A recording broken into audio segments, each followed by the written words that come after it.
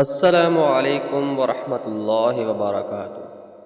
کیا آپ بھی سمجھتے ہیں کہ ماہ سفر منحوس ہوتا ہے؟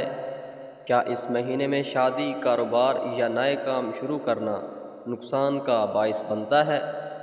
آئیے جانتے ہیں کہ اسلام اس بارے میں کیا تعلیم دیتا ہے۔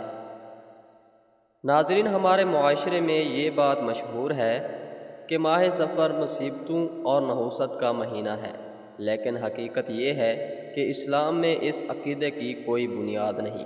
رسول اللہ صلی اللہ علیہ وسلم نے فرمایا، لا سفر، یعنی سفر کو منحوس سمجھنے کا عقیدہ درست نہیں۔ صحیح بخاری 5757۔ اس حدیث سے واضح ہوتا ہے کہ کسی مہینے، دن یا تاریخ کو بذات خود منحوس سمجھنا اسلامی تعلیمات کے خلاف ہے۔ یاد رکھیں، نفع اور نقصان صرف اللہ تعالیٰ کے اختیار میں ہے۔ کوئی مہینہ، کوئی دن یا کوئی تاریخ خود سے انسان کو فائدہ یا نقصان نہیں پہنچا سکتی۔ اگر کوئی شخص صرف اس وجہ سے شادی، کاروبار یا کوئی نیک کام مؤخر کرتا ہے کہ سفر کا مہینہ ہے، تو اسے اپنے عقیدے پر غور کرنا چاہیے اور قرآن و سنت کی تعلیمات کو سامنے رکھنا چاہیے۔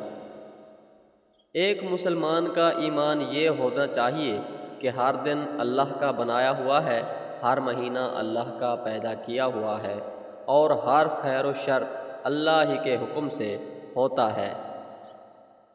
لہٰذا ہمیں بدشگونی، توہم پرستی اور بے بنیاد روایات سے بچنا چاہیے اور اپنے عقیدے کو قرآن و سنت کے مطابق بنانا چاہیے۔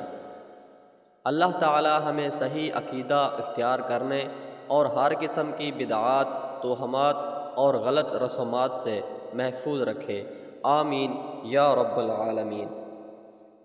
اگر یہ معلومات آپ کے لیے مفید ثابت ہوئیں تو ویڈیو کو لائک کریں، دوسروں تک ضرور پہنچائیں اور مزید اسلامی معلومات کے لیے ہمارے چینل کو سبسکرائب کرنا نہ بھولیں۔